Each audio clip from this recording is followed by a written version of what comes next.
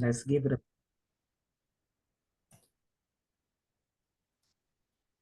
welcome to Journey Through the Eyes, EMDR podcast. This is the podcast that is here to unveil and explore the transformative power of EMDR. Our mission is to support both new and seasoned clinicians with those critical conversations and the resources about EMDR, doing therapy and growing your private practice business. I am one of your hosts. I'm Tamara J. Brown, licensed professional counselor with Arise Psychotherapy and Coaching Services here in San Antonio, Texas. And I want to introduce my co-host, my sister friend, Miss Kathy Couch. I am Kathy. They tell me to say Kathy on the couch for marketing. I'm Kathy Couch. I'm out here in Idaho, and Tamira and I are happy to join you on Journey Through the Eyes. Yes, I am so excited. So excited to be here today to have this wonderful and delicious conversation today that we're going to be sharing with our audience on discovering our niche, Kathy. Such an exciting topic that we have on the table for today. Yeah. So I kind of started my EMDR consulting practice and business, and I really didn't have any guidance on how to create a brand or a business. So I began taking some classes to write a business plan. And then I thought, well, maybe I need to do marketing too. And I really enjoyed the marketing component because it just gave us some simple strategies to be able to market ourselves. My instructor always said, you've been marketing yourself ever since you graduated as a therapist, with Mm, your niche and what do you specialize in. And um, so when you think about it, you think about a target market. You get out of college and you have this undifferentiated target market, which is just mass marketing. I'll serve everyone, doesn't focus on a specific client population. Instead, it takes a broad approach. And I mhm, think that's where I started. I know maybe you started there too, trying to figure out who am I as a therapist. And mhm. it's typically as we begin to form an identity, right? And Yes. then we kind of go in and we develop, we scale it down. So we get out of the large scale, and instead of targeting a broad audience or population, we develop some specialties. So what I tell consultants that I work with, they're like, I don't know what I do. I said, go to your resume, Mhm, figure out what trainings you've done. mhm, mhm. And so I think as EMDR therapists, we're thinking like, what is my niche? All the time doing Gottman interventions or domestic violence or DBT interventions. And I think EMDR in itself is a niche, right? And when we begin to brand ourselves as consultants, people say, how am I going to find my tribe? And Tamir, you're really great at this. Build it and they will come, law of attraction. And we really want to create a narrowly defined market and not get into that scarcity of like, well, so-and-so is doing this. You are the brand, right? Yes. You know what, Kathy, as always, you come from such a brilliant perspective in helping, us as clinicians get our start, right? And I love the conversation you're talking about it, that journey we go through in coming out of college and our brains are still trying to adjust and digest all of the information. And I think one of the things that you said, which is so critical, I'll just reframe it in a different way, is taking the time to slow down and do some real introspection, right? To take a look at, um, as you're doing the work, what are the people, what are the issues you love Yes. to study or help people with. And I think that that's just a sweet spot there, right? Trying to discover who you are as a new or sometimes even seasoned therapist. It really is taking that journey, as you said, back to yourself. I know that we're going to school and we're doing all the things and we're externally focused and trying to learn all this stuff. But I think that this is a great space to remind us, that really the journey, the brand, the therapy, and all the things that we are becoming and journeying into, it really begins with us, with the clinician, and who we believe we are becoming, you know, and who or what are those things we are passionate about. And Kathy, I think it's interesting. I don't know how you feel about this, but I know that for me on my journey, trying to become a competent, ethical Yeah. professional. And I forgot to stay connected to my passion and why I wanted to become a therapist. And I think that whole spiritual principle, law of attraction, and everything you just mentioned is so closely tied to the passion and that desire that's in the heart Yeah. of the clinician. Yeah. There's there's an author named Simon Sinek. He says start with why. And he describes the Wright brothers developing the flight, and there was a competitor that had the government backing, and he had all of these this funding to be able to create the airplane. And his why was so he could be famous and he could have the face of the aeronautic industry. And then the Wright brothers came along and they just did it because they loved it. You know, on the Mhm. day that they took flight, he quit. He Mhm. quit doing that with all of his resources because he couldn't handle it. This is secondary from Simon Sinek. Mhm. And he could have partnered with them and Mhm. created something so powerful, right? Just like Tamira and I, we could do this on our own, but we love being together. We love laughing, you know, and that's what we want to bring together is that culture, that brand, that connection, right? And so starting with why, the Wright brothers started with why. They loved building airplanes. They loved um, helping people, you know, take flight. And the why over here was I'm self-motivated and self-interested, and people can sense it. So what I'm encouraging therapists to do is start with why. Start with why do we do what we do? And if someone is to come to me and say, what do you do? I'm a DBT therapist. I like CBT, ego state, and EMDR versus why do you do it? I love helping people transform their lives and businesses into practices that can be with them for a lifetime. Which one feels better? Right. And and if we can lean into that a little bit more, and I think that what you just handed and offered us is, the balance between what we do and who we be, Yeah. who we are desiring to be in the Yeah. field of mental Yeah. health. Yeah. And I think that because the world we live in and the culture and the society and you know mental health and becoming a therapist and a licensed professional counselor and all the things is a really big deal. Mhm. The society we live in has kind of put us in a corner in the closet. It's almost like we are one of the best kept secrets for society and community, and they've needed us the whole time. But Yeah. their views of us, I think, has weighed on us to where we lost sense of our value and our significance in the world and in the culture. And we get caught in these are the things we need to do. Okay, this is what is expected of me as a professional. I need to do this. I need to be but the real heart of the matter is, who are you becoming as a therapist? I And just had that conversation uh, today with a clinician, you know, she was trying to get these requirements to become certified or a consultant. She's like, I need to do this. I said, whoa, how do you want to feel getting to this goal? Who do you want to be? How do you want to serve them? Just take a minute. that's it. Yeah, we get in that rush, right? I want to, and I've been there, I've done it, I still do it.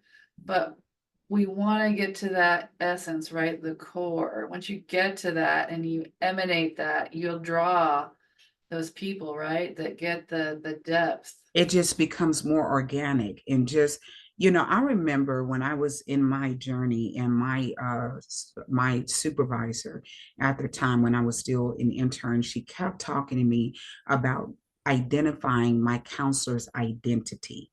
Mm. She would always tell me, she said, I can't tell you who you are.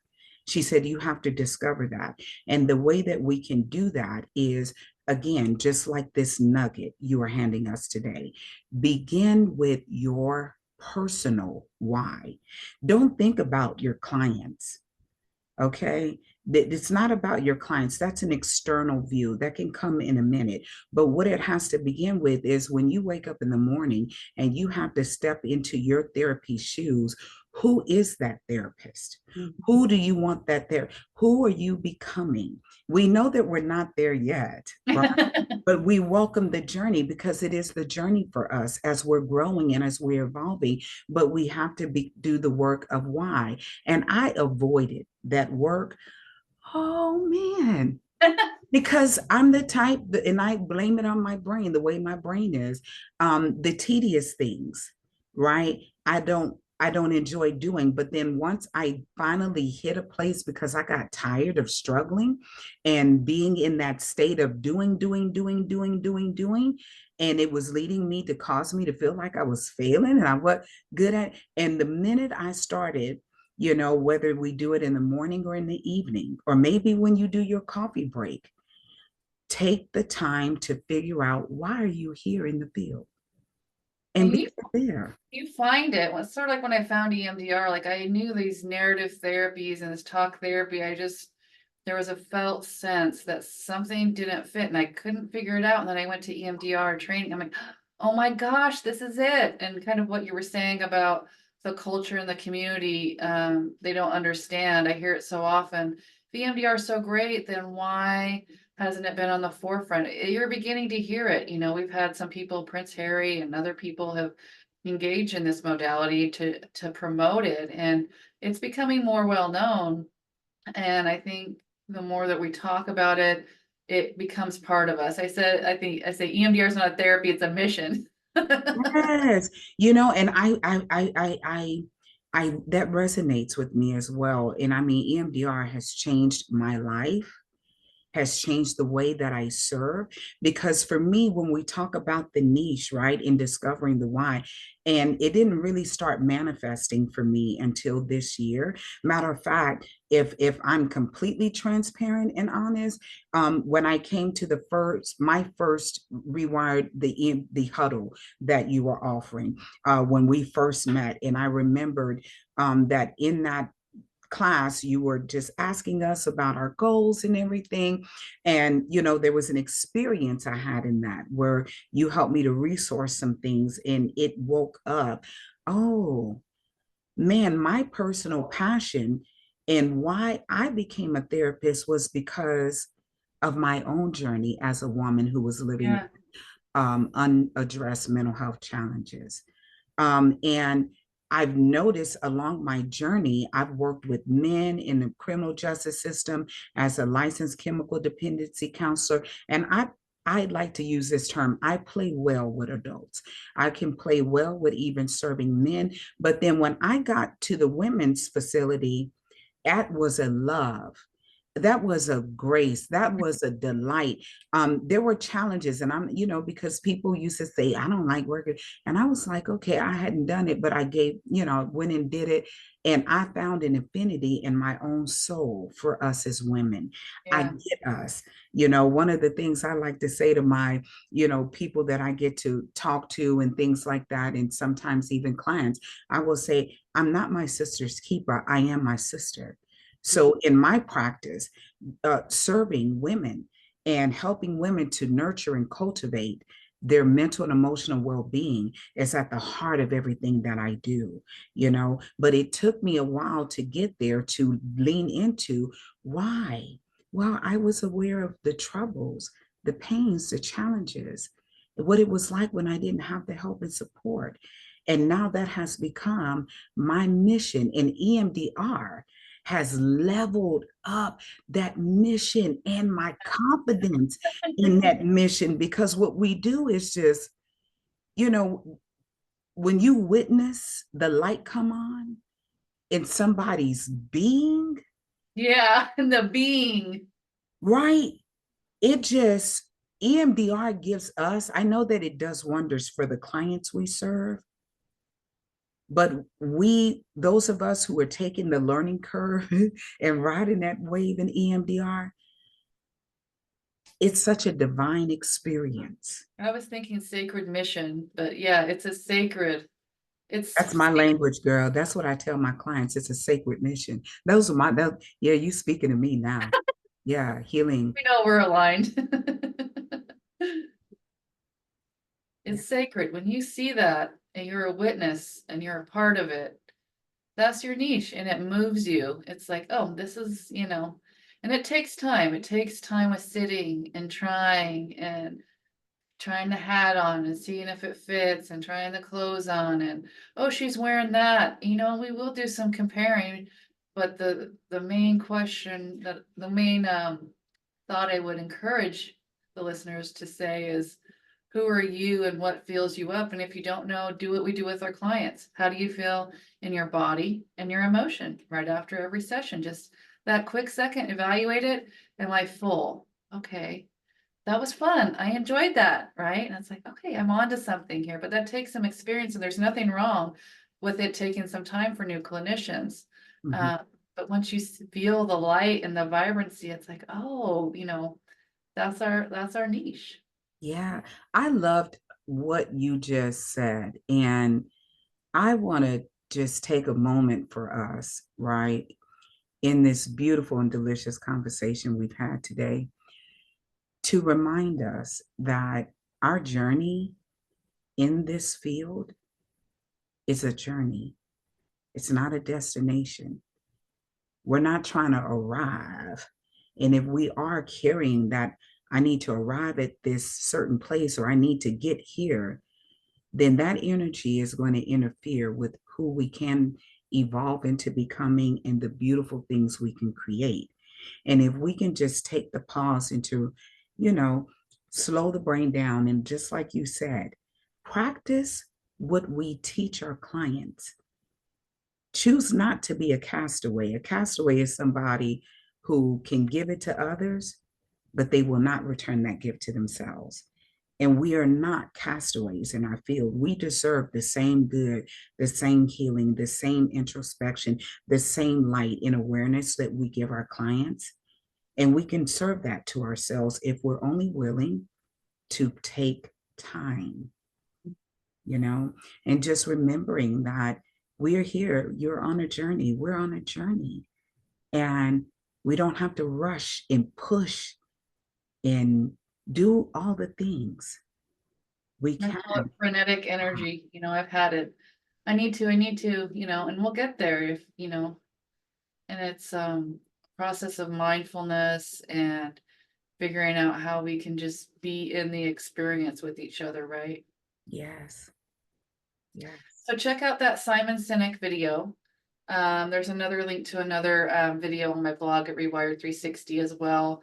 You can take a look at that blog and the YouTube channel with another video about the niche. But I think it's just so important that we offer people resources and ways, to be powerful people.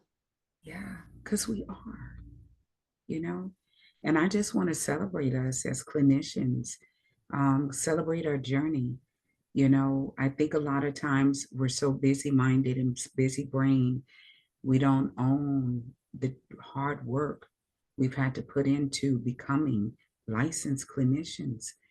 And it's a journey and a study of human behavior and the mind body realm. As a therapist, that's our terrain, that's our field, that's our lane, and we get to own that, and we get to take time to look at the hard work, all the effort, all the investments we've made. And I just want to remind us, as we're discovering our niche, to don't lose sight of that, don't forget that, you know. And so, what a delicious, delightful conversation we've had today. Cat Yes. on the couch. No, isn't that funny? Yes, thank you. And just encouraging everyone to just take a moment and breathe and just let it marinate, right? Yes, I love it. I love it. And so, that is why we're here, friend. We're here to inspire, to inform, to encourage, and ignite that spark, right?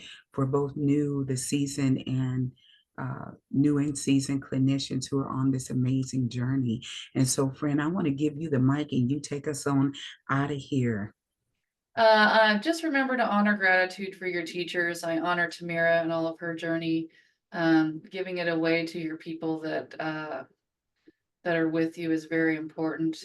So I challenge you between this podcast and next to just give that away. And we've got you. You know, we get you, we've got you, you have a place to land. And we're so excited to be launching this new venture together with Tamira. These conversations are so fun and critical, and we have fun doing it. So thank you. Yes. Yes. And so we thank you all for joining us. Please, please be sure you check us out. Make sure you visit the links. Take time to subscribe to the podcast. Come and join the Rewire 360 community. And Kathy, tell them where they can go to get a part of this good stuff you got going on and we got going on. Oh, yeah, I have. So it's been a journey, but we have free peer huddle. We have a free business brainstorm. We have a way for you to become certified in EMDR and become an approved consultant in a curriculum and university format. And next year, we're going to have a ton of advanced trainings. I have an on-demand training right now for grief and loss. But there'll be more to come. So make sure and subscribe to my mailing list. And this month, there are some promotions. Coming up. I know we may not get this published in December, but keep checking back for those promotions. We love you and we love you, Kathy. We love everything that you're doing. And folks, audience, we are here just to tell you thank you for joining. Thank you for tuning in. And don't forget to share this broadcast with someone that you feel can benefit from it. And so until next time, let us continue our journey through the eyes and have an amazing, amazing day. Take care, friends. Bye bye.